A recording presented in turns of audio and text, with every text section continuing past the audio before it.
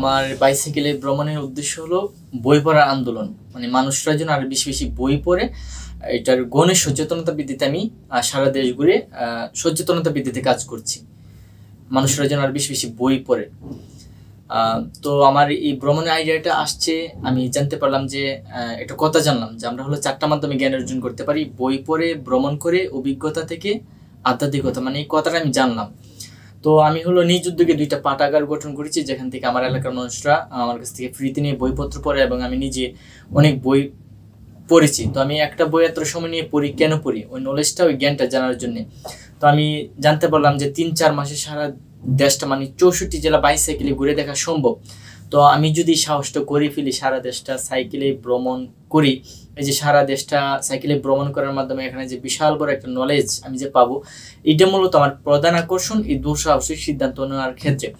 কিন্তু আমি লক্ষ্য করলাম, মানে অনেকে যারা এইভাবে ভ্রমণ করে, কেউ পরিবেশ আন্দোলন করছে, কেউ মাদক বিরোধী ক্যাম্পেইন করছে, কেউ রক্তদানের স্লোগান নিয়ে তারা গণসচেতনতা বৃদ্ধিতে কাজ করে। কিন্তু আমাদের সত্যিকারের মানুষ হওয়ার জন্য সবচেয়ে যে গুরুত্বপূর্ণ যে আন্দোলন, বই পড়ার আন্দোলন নিয়ে কিন্তু আমাদের তরুণ প্রজন্ম তারা উদাসীন, তারা এটা নিয়ে কোনো আওয়াজ নেই। কিন্তু আমরা পত্রপত্রিকায় টিকে কিন্তু লেখার মধ্যে আমি পড়ে থাকি যে পাড়ায় পাড়ায় বই পড়ার আন্দোলন গড়ে তুলুন। তা আমার মনে হলো যে পাড়ায় পাড়ায় বই পড়ার আন্দোলন গড়ে তুলুন, যে কথাগুলো বলে ওই কাজটা আমি আমার এই ভ্রমণ সুবাদে আমি আমার বেদনার জবাবটা আমি দিচ্ছি। আমি চাই মানুষ আরো বেশি বেশি বই পড়ুক, সেই সুবাদে আমি বই পড়ার আন্দোলন 64 জেলা এই স্লোগান নিয়ে আর কি বের হয়েছি। তো আমি বই পড়ার আন্দোলনটা যেভাবে পরিচালিত করছি, আমি একটা জেলায় বাইসাইকেল চালিয়ে যাই, যাওয়ার পর ওইখানকার আমি 2-3টা শিক্ষা প্রতিষ্ঠান ভিজিট করি, স্কুল কলেজ। আমি হেড স্যার বা প্রিন্সিপাল স্যারের সাথে কথা বলি এবং ওনার কাছ থেকে অনুমতি নিয়ে আমি 1-2টা ক্লাসে 2-4 মিনিট আমার বই পড়ার অভিজ্ঞতাগুলো শেয়ার করি, যে আজকে আমি যে বাইসাইকেলে যে 64 জেলা কেন ভ্রমণ করছি, এই অভিজ্ঞতাগুলো শেয়ার করি এবং তারা কে কি বইপত্র পড়ে সেসব অভিজ্ঞতা আমি জানি, আমার বই পড়ার অভিজ্ঞতা শেয়ার করি। তো এভাবে, এবং আমি 64, আপনারা জানেন যে 64 জেলায় 76টি গণগ্রন্থাগার কেন্দ্র আছে। তো আমি প্রত্যেক গণগ্রন্থাগার কেন্দ্রে যাই, গিয়ে ওইখানকার যে বই পড়ার কি অবস্থা আমি ওইটা রিসার্চ করি, দেখি। এবং সারা দেশে 76টি ভ্রাম্যমাণ লাইব্রেরি আছে। তো সারা দেশে আমি তাদের সকলের সাথে আমার যোগাযোগ আছে, প্রত্যেক জেলায় গিয়ে তাকে আমি ফোন দিই এবং ওইখানকার ভ্রাম্যমাণ লাইব্রেরির যে পাঠকরা আছেন তাদের সাথে আমি বসি, লাইব্রেরিয়ান স্যারের সাথে ওইখানকার বিস্তারিত খবরগুলো নিচ্ছি। এবং আমি বেসরকারি ব্যক্তি উদ্যোগী যেসব পাঠাগারগুলো আছে ওইসব পাঠাগারগুলোতে আমি যাই, গিয়ে ওইখানকার বিস্তারিত খবরগুলো নিচ্ছি। তো এবং তাছাড়া আমি ওইখানকার যে ডিসি মহোদয় এবং প্রেস ক্লাব, ওইখানে গিয়ে আমার যে বই পড়ার যে আন্দোলন, আমার যে সচেতনতার যে বার্তার বিষয়গুলো ওনাদেরকে অবগত করি। এবং পাশাপাশি যে ওই জেলার যে দর্শনীয় যে বিখ্যাত স্থানগুলো আছে ওইগুলো আমি ভ্রমণ করি, ভ্রমণ করার মাধ্যমে যে নলেজটা ওইটা আমি নিই। এটা আমি শুরু করেছি ঢাকা রাজু ভাস্কর্য থেকে 2022 সালের 3 এপ্রিল। এটা আমি শুরু করি, আমি 2022 সালের বইমেলা থেকে প্রায় 12,000 টাকার বই কিনে আমি নিজে পড়ার জন্যে, এবং আমার লাইব্রেরিতে আরও নতুন কিছু বইপত্র ছিল। আমি ওইসব বই বিক্রি করে মোট 10,000 টাকা নিয়ে আমি এই ঢাকা রাজু ভাস্কর্য থেকে আমি আমার এই যাত্রা শুরু করি। তখন আমি একটানা 9টা জেলা ঘুরে আমি বিভিন্ন কারণে থেমে যাই, যেহেতু এটা আমার নিজ উদ্যোগে নিজ খরচে ভ্রমণটা করছি। তার পরবর্তীতে আমি আরও পড়াশোনা করে আমি 20 অক্টোবর আবার বের হই এবং একটানা 4 মাস ভ্রমণ করে এই পর্যন্ত 48টি জেলা আর কি অতিক্রম করেছি।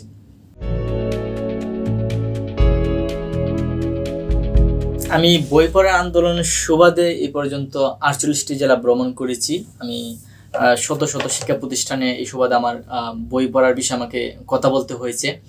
তো 48টি জেলার অভিজ্ঞতার ভিত্তিতে আমি বই বিমুখ হওয়ার ক্ষেত্রে 3টা সমস্যা খুঁজে পেয়েছি।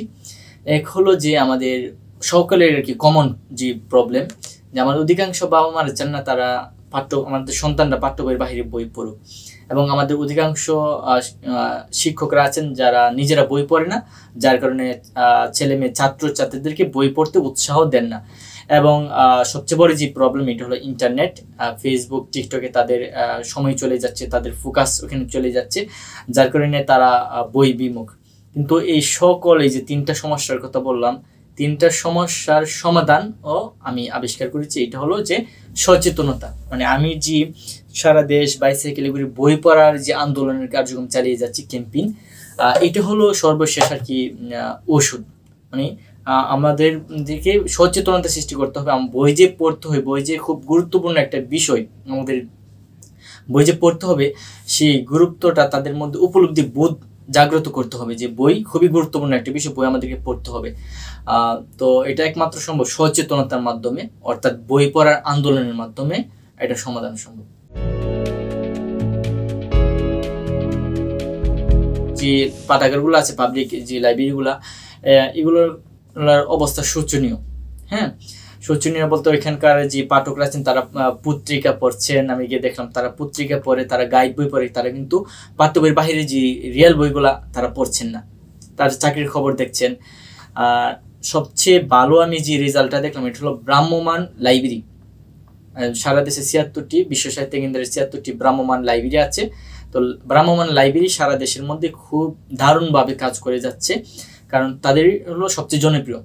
তারা সবচেয়ে জনপ্রিয় হওয়ার কারণটা হলো যে পাঠাগারগুলো আছে এগুলো কিন্তু স্থির, ভ্রাম্যমাণ গাড়ি এটা কিন্তু পাঠকের কাছে চলে যাচ্ছে।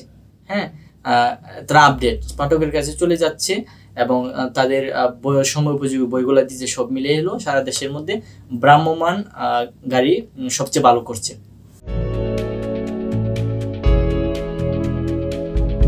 যে 64 জেলা যে ভ্রমণ করছি, এই ভ্রমণ শেষে আমার এই যে 64 জেলা ভ্রমণের অভিজ্ঞতার ভিত্তিতে আমি একটি বই লিখবো। বই লিখছি অলরেডি, ভ্রমণ শেষে বইটি প্রকাশিত হবে আমি আশা করছি।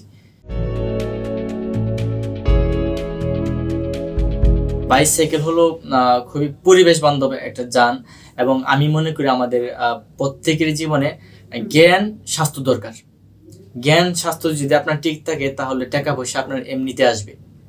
জ্ঞান স্বাস্থ্য লাগবে। তো স্বাস্থ্যের ক্ষেত্রে আমি যে বাইসাইকেল যে চালাচ্ছি এতে কিন্তু আমার এক্সারসাইজ হচ্ছে, আমার স্বাস্থ্য অনেক ডেভেলপ হচ্ছে। হ্যাঁ, এবং বাইসাইকেল পরিবেশ বান্ধব যান, এবং তাছাড়া আমাদের একটা অজুহাত থাকে যেমনি ভ্রমণ, আমাদের টাকা পয়সা, যাদের টাকা পয়সা আছে তারাই শুধু ভ্রমণ করবে, কিন্তু বাইসাইকেলে ভ্রমণ করতে তো আমার যে টাকা পয়সা লাগছে না। এই যে 48টি জেলা ভ্রমণ করলাম, আমার তো যানবাহনের খরচ নেই। হ্যাঁ, মানে আমি ফ্রিতে ভ্রমণ করতে পারতেছি। আমি ভ্রমণে বের হওয়ার আগে আমি ভ্রমণ বিষয়ে পৃথিবীর যত বিখ্যাত বইগুলো আছে, Ibn Battuta, Marco Polo, Gulliver's travels, Robinson Crusoe, চাঁদের পাহাড় থেকে শুরু করে আরও অনেক বিখ্যাত অনেক বইপত্র পড়েছি। পড়ার অভিজ্ঞতার ভিত্তিতে আমার মধ্যে এরকম একটা কনফিডেন্স তৈরি হয়েছে যে যেখানে রাত হয়ে যাবে ওইখানে আমি থেকে যেতে পারবো। মানে যেখানে একটা বাড়ি একটা ঘর আছে তার সাথে মিট করে আমি থেকে যেতে পারবো। ওই সুবাদে আমি কোনোদিন থাকছি কোনো মানুষের বাড়িতে, কোনোদিন থাকছি মসজিদের বারিন্দায়, কোনোদিন থাকছি মাজারে, কোনোদিন থাকছি টঙ্গে। এভাবে আমার থাকা হচ্ছে। বা যখন জেলা শহরে তখন ডিসি মহোদয়ের মাধ্যমে আমি সার্কিট হাউসে থাকছি। তবে ভ্রমণকালীন সবচেয়ে বেশি আমি বেনিফিট বা লাভবান হই যখন আমি কারো বাড়িতে থাকি।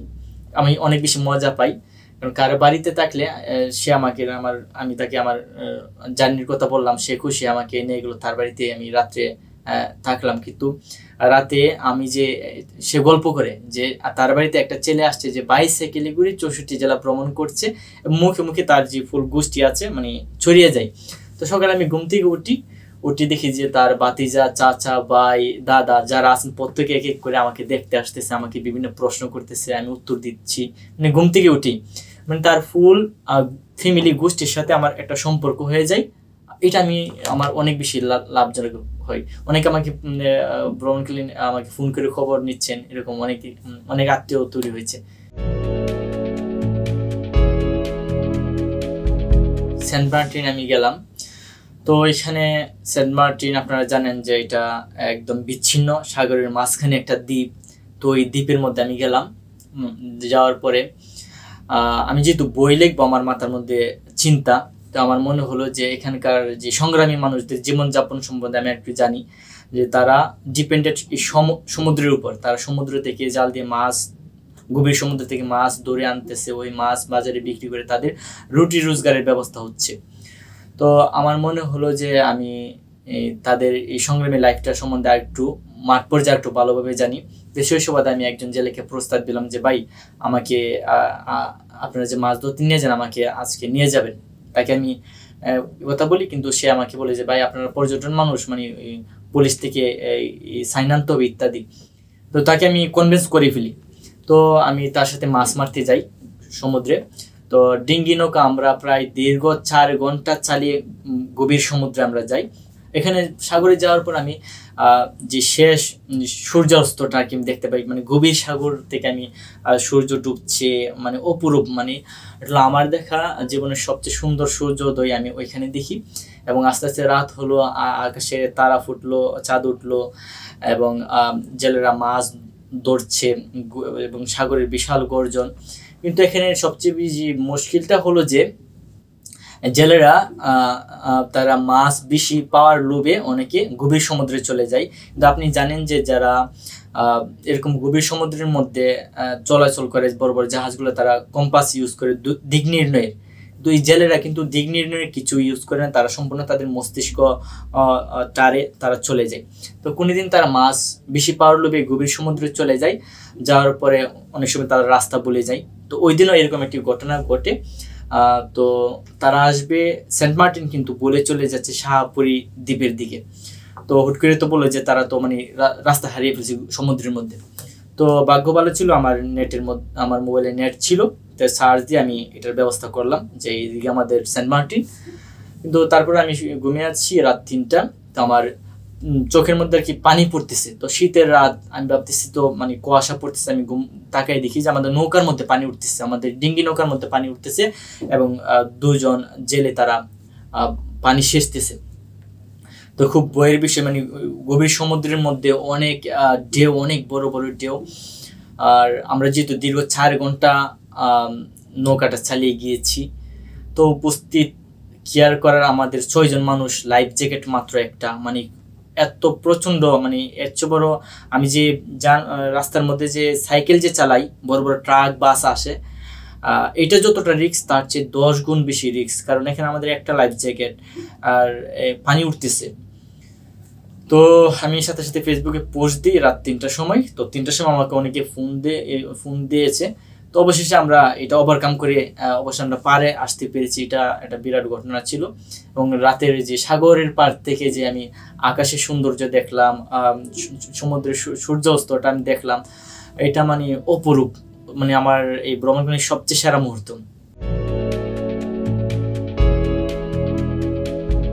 শিক্ষার্থীরা তো তারা কৌতূহলী, তারা তো দেখলো যে তাদের সমবয়সী যে সাইকেলে করে 64 জেলা ভ্রমণ করছে, মানে তাদের কাছে একটু অবিশ্বাস্য বিষয়। এবং তারা আমার এই জার্নির কথা শুনে তারা অবাক দৃষ্টিতে মানে তাকে মানে শুনছে আমার কথাগুলো খুব কৌতূহলে। তারা আমাকে বিভিন্ন প্রশ্ন করছেন এবং আমি আমার প্রশ্নের উত্তর দিচ্ছি, তাদের প্রশ্নের উত্তর দিচ্ছি। এবং তারা কে কি বইপত্র পড়ে ওইসব অভিজ্ঞতা আমি জানছি, আমার বই পড়ার অভিজ্ঞতা তাদের সাথে শেয়ার করছি। তো দারুণ সময় কেটেছে এবং আমি অনেকগুলো বইয়ের তাদের নাম বলি, ওই বইগুলো যেন তারা পড়ে। তো তারা অনেকেই মানে সাথে সাথে লাইব্রেরি থেকে বইগুলো নিয়ে পড়ছে। আমি নিজ উদ্যোগে নিজ খরচে ভ্রমণটা করছি, তবে এই ভ্রমণকালীন আমি বলবো 98% আমি সারা পাচ্ছি। বিশেষ করে আমি স্মরণ করব নিজের বলার মতো একটা গল্প, ফাউন্ডেশনকে। এই ফাউন্ডেশন হলো সারা দেশে উদ্যোক্তা তৈরি হওয়ার মাধ্যমে দেশ থেকে বেকারত্ব দূর করেন, এই কনসেপ্টটা নিয়ে কাজ করছেন। আর এই ফাউন্ডেশনের সারা দেশে রয়েছে প্রায় 6.5 লক্ষ মেম্বার। তো ওই সুবাদে আমি যেই জেলায় যাচ্ছি ওই জেলায় তারা 10-12 জন করে এগিয়ে আসতেছে, আমার টাকা খাওয়ারও ব্যবস্থা করছেন এবং বই পড়া আন্দোলনটা আরও ছড়িয়ে দেওয়ার ক্ষেত্রে অনেক বেশি হেল্প করছে। সেকেন্ড, আমি বিশেষভাবে উল্লেখ করব বিশ্ব সাহিত্য কেন্দ্র। তো সারা দেশে তাদের 76টি ভ্রাম্যমাণ গাড়ি রয়েছে। তো ওই সুবাদে আমি তাদের এখনো টাকা খাওয়ার ব্যবস্থা হচ্ছে। এবং সবচেয়ে বেশি আমি আনন্দের সাথে আর কি জনসাধারণের যে বিষয়টা আমার অভিজ্ঞতা হয়েছে, আমি একটা দোকানে যাচ্ছি, ওইখানে গিয়ে আমি একটা পানির বোতল কিনবো, কিন্তু সে আমার পরিচয় জানার পর পানির দাম নিচ্ছে না। আমি একটা হোটেলে যাচ্ছি, ভাত খেলাম, কিন্তু সে আমার পরিচয় জানার পর ভাতের দাম নিচ্ছে না। মানে সাধারণ মানুষের ভালোবাসা আমি সত্যি অভিভূত।